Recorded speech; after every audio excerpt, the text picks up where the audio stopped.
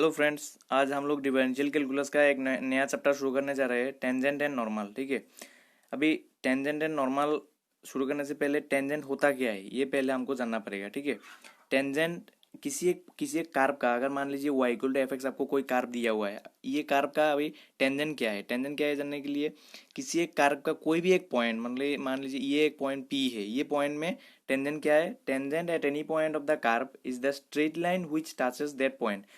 यही straight line है जो इस पॉइंट को, सिर्फ इस पॉइंट को ही टच करके जाएगा। ठीक है। ये हो गया मेरा टेंजेंट। ठीक है। और एक तरीके से आप टेंजेंट समझ सकते हैं। टेंजेंट ये जो कार्व का जो एक सेंटर होगा, ये कार्व का रेडी मतलब अगर सर्कल के टाइप का हुआ या फिर कोई भी कार्व का एक सेंटर तो होगा, उस सेंटर से जो रेडियस वेक्टर होगा, उस रेडियस वेक्टर के साथ 90 डिग्री बनाएगा, वही टेंजेंट होता है। ठीक है। टेंजेंट तो आप 11 12 में भी पढ़े होंगे टेंजेंट का। फिर आता है slope of the tangent. Slope क्या होता है। टेंजेंट तो मैं समझ गया। अभी स्लोप क्या होता है। स्लोप होता है कि ये जो लाइन है, ये टेंजेंट जो लाइन है, ये एक्स एक्सिस के साथ पॉजिटिव डायरेक्शन में कितना एंगल बनाए। पॉजिटिव, अभी पॉजिटिव डायरेक्शन मतलब क्या है। पॉजिटिव डायरेक्शन आपको याद रखना है। पॉजिटिव डायरेक्शन मतलब एंटी क्लॉकवाइज। ये सुनने में थोड़ा अलग लग रहा है, मतलब उल्टा लग रहा है, फिर भी याद रखना पड़ेगा। पॉजिटिव डायरेक्शन मतलब एंटी क्लॉकवाइज, मतलब उल्टा डायरेक्शन में, ये डायरेक्शन में, ये वाला उल्टा डायरेक्शन में। ठीक है। तो अभी क्या है स्लोप। स्लोप क्या है। Slope of the tangent of a point P on the curve y equal to F X is D Y by D X equal to tan psi. मतलब वो अगर कार्व अगर कार्टेशियन फॉर्म में हुआ, Cartesian form में दिया हुआ है y और x के फॉर्म में, तो क्या होगा, उसका D Y by D X जो डिफरेंशिएट, एक बार डिफरेंशिएट करने से जो वैल्यू आएगा वही उसका टेन साई होगा। मतलब टेन साई का इक्वल होगा। टेन साई मतलब टेन साई है ये एक्स एक्सिस के साथ, ये है मेरा एक्स एक्सिस, एक्स एक्सिस के साथ ये टेंजेंट कितना एंगल बनाया वही ये साई। ठीक है। वो टेन साई का इक्वल होगा डी बाई डी एक्स। लेकिन अभी एक बात है कि डी बाई डी एक्स जब निकलते हैं उसमें मेरा एग्जैक्ट वैल्यू नहीं आता है। ये डी बाई डी एक्स क्या है, लेकिन टेन साई का तो डायरेक्ट वैल्यू आ जाएगा, क्योंकि साई का अगर वैल्यू मुझे मालूम है तो साई का टेन साई का वैल्यू डायरेक्ट आ जाएगा। लेकिन अगर डी बाई डी एक्स का हम वैल्यू निकालते हैं ज़्यादातर टाइम में क्या देखते हैं, वो एक्स और वाई के टर्म में आ जाता है। ठीक है। तब मतलब ये डी बाई डी एक्स का कहाँ, इसका मतलब D by D X at P, P का जो पॉइंट कोऑर्डिनेट दिया होगा उसी पॉइंट पे डी बाई डी एक्स जितना होगा वही टेन साई का इक्वल होगा, और वही स्लोप ऑफ द टेंजेंट होगा at point P. Point P में स्लोप ऑफ द टेंजेंट होगा। स्लोप ऑफ द नॉर्मल क्या होता है, -1 by slope of the tangent. ठीक है। स्लोप ऑफ द टेंजेंट जो होगा वो -1 बाई वही होगा स्लोप ऑफ द नॉर्मल। ठीक है।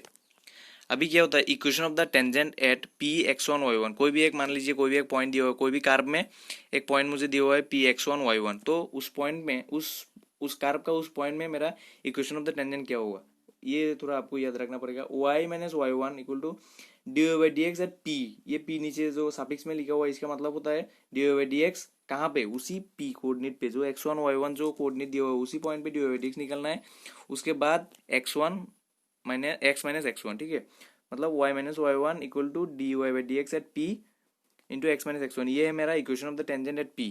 पी मतलब X one Y one point में किसी एक कर्व का। और equation of the normal at P X one, वही वही पॉइंट पे अगर इक्वेशन ऑफ द नॉर्मल निकालेंगे तो क्या होगा, y minus Y one equal to -1 by D Y by D X at P. -1 by D Y by D X क्यों, क्योंकि स्लोप, ये है slope, slope of the normal पहले ही बताया था, ये स्लोप ऑफ द नॉर्मल, ये स्लोप ऑफ द टेंजेंट। तो y minus Y one is equal to -1 by D Y by D X at P X minus X one. ये है मेरा नॉर्मल। नॉर्मल पे स्लोप और इक्वेशन ऑफ द नॉर्मल, ये पूरा है इक्वेशन ऑफ द नॉर्मल। ठीक है।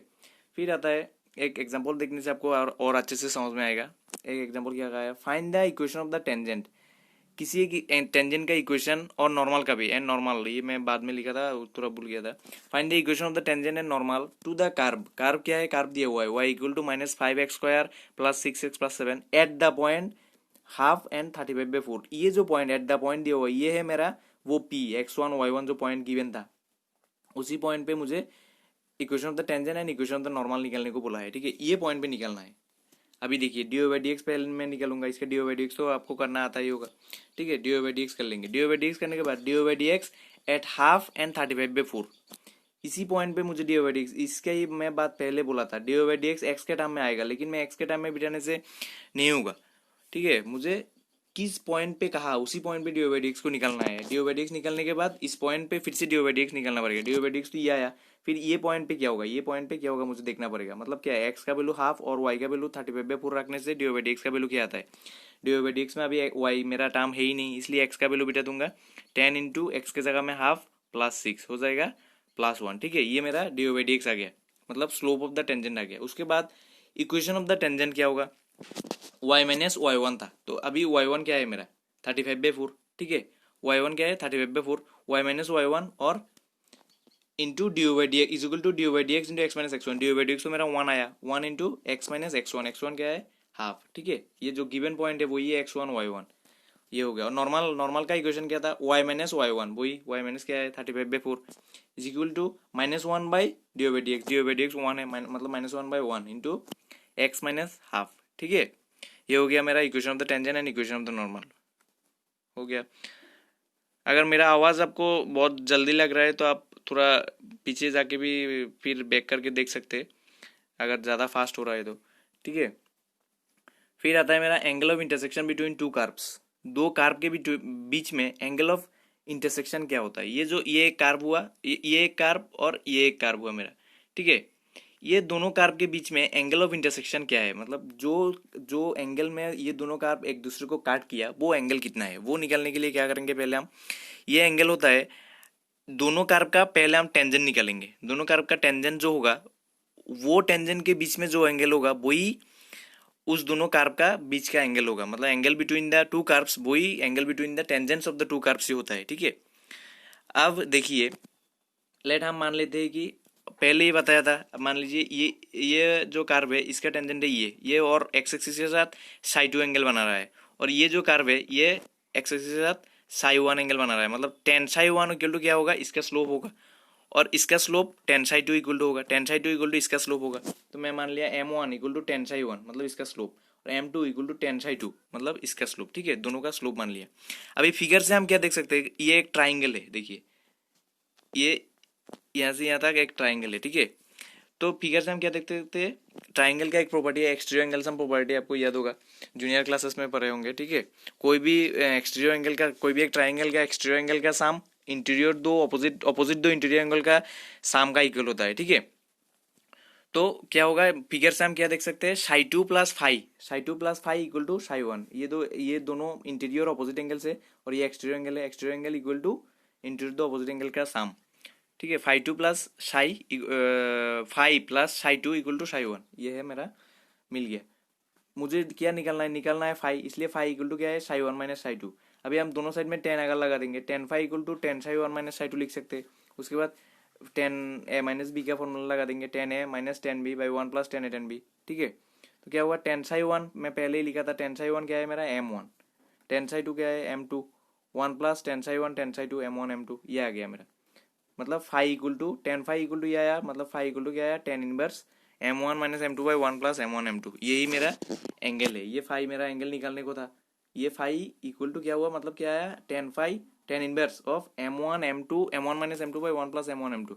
और m1 m2 क्या है मेरा, m1 है एक कर्व का स्लोप और m2 है दूसरे कर्व का स्लोप। ठीक है, फिर आता है, फिर एक दूसरा बहुत इंपॉर्टेंट टॉपिक आता है, लेंथ ऑफ टेंजेंट नॉर्मल सब टेंजेंट सब नॉर्मल। ठीक है, लेंथ ऑफ किसी एक कर्व का टेंजेंट होगा नॉर्मल होगा। टेंजेंट और नॉर्मल तो हम लोग पहले सुन चुके हैं, लेकिन ये सब टेंजेंट और सब नॉर्मल क्या होता है, ये थोड़ा नया टॉपिक है, अभी मैं बताऊंगा। ठीक है, देखिए ये एक कर्व है, ये एक कर्व है Y equal to F X मान लीजिए एक कर्व है, और ये पी पॉइंट है, ये पॉइंट पी है। इस पॉइंट पे अगर मैं एक टेंजेंट ड्रॉ करूं, ये एक टेंजेंट है, इस पॉइंट पे ये एक टेंजेंट है। ठीक है, ये टेंजेंट एक्स एक्सिस से साई एंगल बना रहा है। ठीक है, और ये है मेरा नॉर्मल, ये है मेरा इस पॉइंट पे नॉर्मल है। नॉर्मल है मतलब क्या है, ये टेंजेंट के साथ 90 डिग्री बनाएगा, मैं फिगर देके दिखा दिया, ये टेंजेंट के साथ 90 डिग्री बनाएगा। ठीक है, फिर अगर 90 डिग्री बनाया तो ये नॉर्मल है। अभी पी पी से टी तक का जो लेंथ है वो होगा लेंथ ऑफ द टेंजेंट, और पी से जी तक का जो लेंथ होगा वो होगा लेंथ ऑफ द नॉर्मल। ठीक है, और बीच में टी से एम तक, और ये एम क्या है, एम है पी से परपेंडिकुलरली एक्स एक्सिस में एक मैं कंस्ट्रक्शन किया, ये पी एम जो है वो परपेंडिकुलर है एक्स एक्सिस के साथ। ठीक है, ये परपेंडिकुलर है एक्स एक्सिस के साथ। तो टी से एम तक जो लेंथ होगा वो होगा सब टेंजेंट, टेंजेंट के साथ लगाया हुआ है इसलिए इसका एंगल होगा लेंथ, इसका नाम होता है टी एम। जो है टी एम लेंथ जो है वो है length of the sub tangent, और एम जी जो है वो है length of the sub normal, क्योंकि ये नॉर्मल के साथ लगा हुआ है, नॉर्मल के साथ लगा हुआ है इसलिए length of the sub normal. ठीक है, ठीक है, चलिए एक एक का लेंथ निकलते हैं।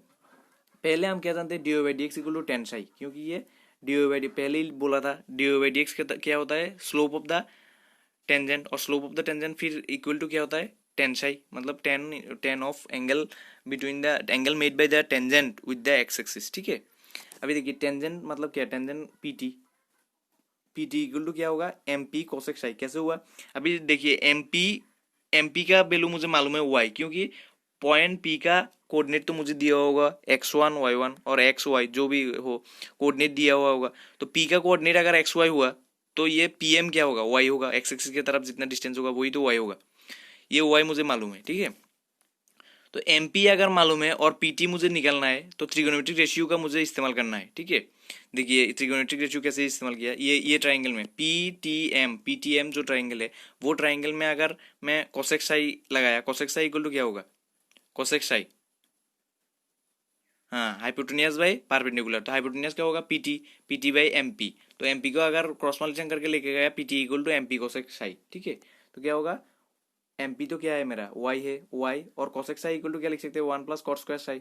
ठीक है, तो Y root over one plus cot square psi की जगह में हम क्या लिख सकते हैं, D x by D Y whole square, क्योंकि D Y by D X अगर टेन साई हुआ तो टेन साई का अगर रेसिप्रोकल कर देंगे तो क्या होगा, D x by D Y whole square. ठीक है, फिर आता है मेरा एक एक ये जो एंगल है एम पी जो एंगल है वो भी साई होता है, अगर पी टी एम अगर साई है तो एम पी जी भी साई है। वो कैसे है वो मैं इधर दिखा दिया, देखिए अगर angle P T M angle plus T P M angle 90 degree होगा, क्यों, क्योंकि टी एम पी ये जो एंगल है ये 90 डिग्री है, तो मतलब ये वाला और ये वाला मिलके 90 डिग्री होना पड़ेगा, ये वाला और ये वाला मिलके 90 डिग्री होना पड़ेगा, क्योंकि ये टी पी एम ट्राइंगल है और ट्राइंगल से हम प्रॉपर्टी से हम जानते हैं अगर ये 90 डिग्री हो गया तो ये और ये मिलके 90 डिग्री होना पड़ेगा। फिर दूसरे ट्राइंगल से हम देखेंगे, दूसरे ट्राइंगल से नहीं, ऊपर वाला अगर हम देखेंगे, हम पहले ही बोल चुके हैं ये नॉर्मल है, ये जो एंगल है वो 90 डिग्री होगा, मतलब टेंजेंट के साथ 90 डिग्री बनाना पड़ेगा, मतलब क्या टी पी एम और एम पी जी मिलके 90 डिग्री बनाना पड़ेगा। ठीक है, अगर ये दोनों को हम सब्सट्रैक्ट कर देंगे एक दूसरे से, मतलब क्या होगा, पी टी एम और टी पी एम तो कट जाएगा, minus M P G equal to 0 degree हो जाएगा, मतलब क्या होगा, P T M equal to M P G हो जाएगा, P T M equal to M P G, मतलब एम पी जी मतलब ये वाला एंगल और ये वाला एंगल इक्वल हो जाएगा, ऐसे करके ये साई लिख सकते हैं हम। ठीक है, तो देखिए उसके बाद हम सब टेंजेंट इक्वल टू क्या लिख सकते हैं, टी एम, सब टेंजेंट मैं पहले ही बोला था, सब टेंजेंट टी एम, तो टी एम को हम क्या लिख सकते हैं, M P cot psi, M P cot psi, M P तो मुझे रखना ही है क्योंकि मुझे वाई का वैल्यू पता है, मुझे वो दिया हुआ होगा वाई का कोऑर्डिनेट्स। ठीक है, तो क्या होगा, एम पी कॉट साई, क्योंकि cot psi equal to T M by M P, वो आप देखने से देख सकते हैं फिगर में, Y equal to D x by D theta, normal equal to P G, normal मैं पहले ही बोल चुका हूँ, पी जी नॉर्मल ये वाला है, ये वाला पी जी इक्वल टू, फिर पी जी के लिए क्या करेंगे, ये ट्राइंगल लेंगे पी, ये वाला ट्राइंगल लेंगे पी एम जी लेंगे, और पी एम जी लेके एंगल वो साई लेके ट्रिगोनोमेट्रिक रेशियोज का यूज करेंगे, देखेंगे कि sec psi equal to P G by M P. ठीक है, तो Y equal to sec psi, M P तो वाई है और सेक्स आई की जगह में one plus tan square psi root over one plus tan square psi लिख सकते हैं, क्योंकि one plus tan square psi equal to sec square psi और root over sec square psi equal to sec psi. ठीक है, तो और tan psi की जगह में D O by D X whole square लिख सकते हैं, tan psi equal to D O by D X पहले ही लिख चुका हूँ। फिर आता है सब नॉर्मल। ठीक है, सब नॉर्मल भी ऐसा ही है, M G equal to M P tan psi मतलब Y D O by D X, M P तो मुझे लिखना ही पड़ेगा, वो एम जी है मेरा सब नॉर्मल और एम पी टेंसाई मुझे निकालना है, एम पी मुझे मालूम है और tan psi equal to M G by M P होता है। ठीक है, मतलब Y D O D X सब नॉर्मल का लेंथ होगा एट पॉइंट पी, मतलब गिवन पॉइंट पे। ठीक है, अभी एक एग्जांपल देखने से और अच्छे से समझ में आएगा। देखिए, prove that the sub normal at any point of the parabola Y square equal to 4x is constant, ये है मेरा question. Prove that the sub normal किसी किसी कोई भी पॉइंट पे एक सब नॉर्मल, ये जो कर्व दिया हुआ है इसका अगर सब नॉर्मल का लेंथ में निकालूंगा तो वो हमेशा कांस्टेंट होगा बोला। तो सब नॉर्मल का मैं क्या निकाला था, सब नॉर्मल का लेंथ क्या होता है, Y D O by D X. ठीक है, पहले हम इसका D O by D X निकलते, डी बाई डी एक्स ऐसे डिफरेंशिएट कर लिया, Y square equal to 4x, after differentiating क्या होगा, ये आएगा D by D X equal to 2a/y। तो सब नॉर्मल लाइन क्या होता है, y into D by D X, Y into D by D X, Y into 2a/y, 2a तो हमेशा a तो कांस्टेंट है, मतलब 2a हमेशा कांस्टेंट होगा। ये हो गया मेरा प्रूफ। फिर आखिरी एक टॉपिक है पेडल इक्वेशन।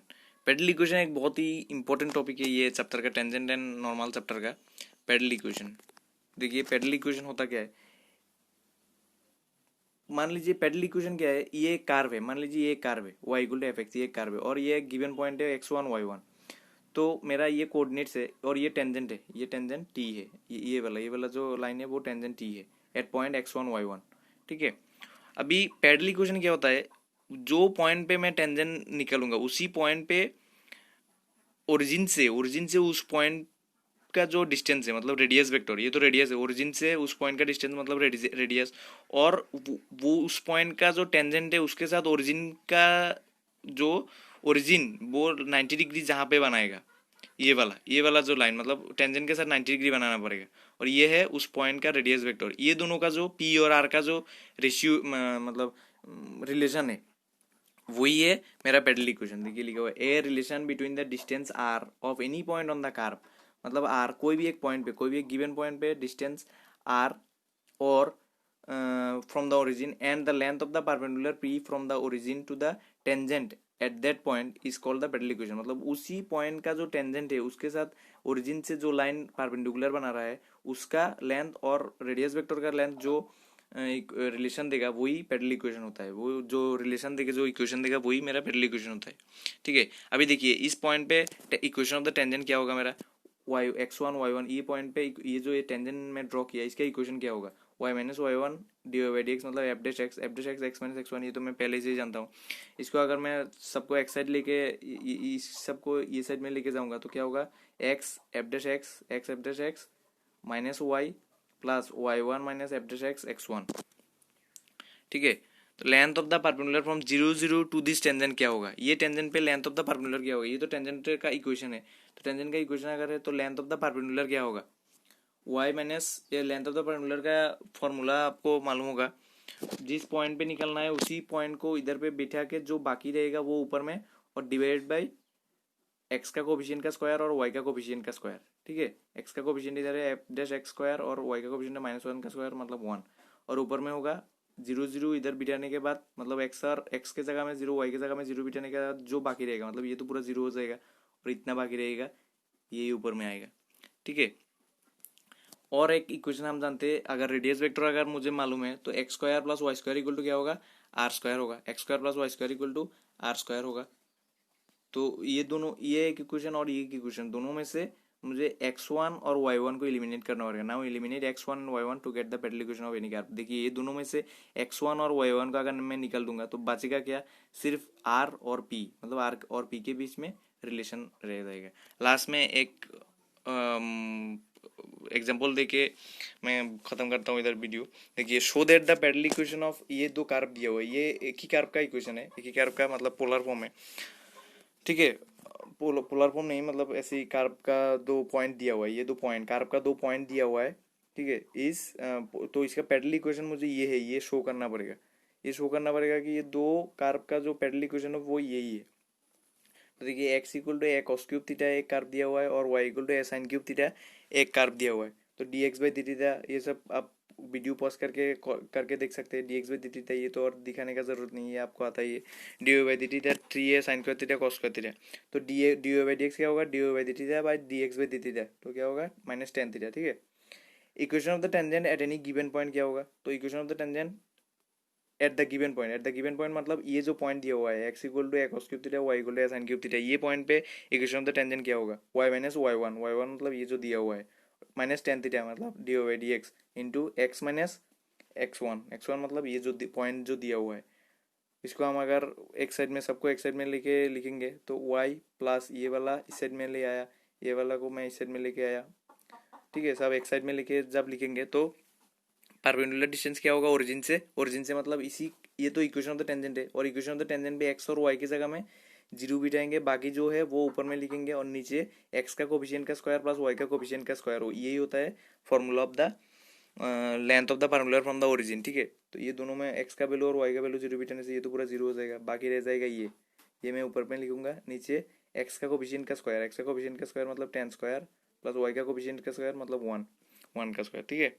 तो इसको आप अगर और सिंप्लीफाई करेंगे तो ये आएगा, ये आपको देखने को मिलेगा a into cos cube theta sine theta plus sine cube theta cos theta, ठीक है। फिर आएगा a sine theta cos theta, sine theta cos theta अगर दोनों से मैं कॉमन ले लिया तो क्या होगा, इसमें बचेगा कॉस स्क्वायर थीटा, इसमें बचेगा साइन स्क्वायर थीटा, फिर cos square theta plus sine square theta equal to 1 हो जाएगा, ठीक है। तो क्या होगा पी इक्वल टू, लास्ट में क्या होगा p equal to A sine theta cos theta, और इससे हम क्या लिख सकते हैं cos theta sine theta equal to p by a, ये मेरा इक्वेशन 1 हो गया। फिर हम जानते हैं कि आर स्क्वायर इक्वल टू क्या जानते हैं, X square plus Y square, ठीक है। आर स्क्वायर इक्वल टू जानते हैं X square plus Y square, X square मतलब एक्स जो मुझे दिया हुआ है और वाई जो मुझे दिया हुआ है, एक्स इक्वल टू क्या दिया था ए कॉस क्यूब थीटा और Y equal to A sine cube theta दिया था। तो इसको थोड़ा सिंप्लीफाई करके जब लिखेंगे तो क्या होगा a square into cos to the power 6 theta plus sine to the power 6 theta, तो क्या होगा ए स्क्वायर, और इसको cos to the power 6 theta को हम लिख सकते हैं cos square cube, cos square theta cube, और sine to the power 6 theta को लिख सकते हैं साइन स्क्वायर थीटा क्यूब, ठीक है। A cube plus B cube का फॉर्मूला लगाएंगे, इसके बाद तो और सिंप्लीफाई ही है, A cube plus B cube का फॉर्मूला लगाएंगे, फिर ये cos square theta plus sine square theta 1 हो जाएगा, फिर ये A square plus B square का फॉर्मूला लगाएंगे cos to the power 4 theta plus sine to the power 4 theta में, ठीक है। उसके बाद फिर ये कुछ सिंप्लीफाई हो गए, इस तरह से आएगा। इस तरह के आने के बाद मुझे कॉस थीटा और साइन थीटा का वैल्यू तो पता है पी बाई ए, तो मतलब cos square theta plus sine square theta का वैल्यू क्या होगा P square by A square, ठीक है। फिर इसको हम और सिंप्लीफाई करेंगे, ए स्क्वायर ये एलसीएम करके ए स्क्वायर ऊपर आ जाएगा, ए स्क्वायर माइनस 3 बी स्क्वायर, ये स्क्वायर स्क्वायर काट जाएगा, मतलब आर स्क्वायर इक्वल टू क्या आ गया A square minus 3 B square, यही मुझे प्रूव करना था, R square equal to A square minus 3 B square, R square equal to A square minus 3 B square, देखिए यही मुझे प्रूव करना था, R square equal to A square minus 3 B square, ठीक है। आज के लिए इतना ही, थैंक यू।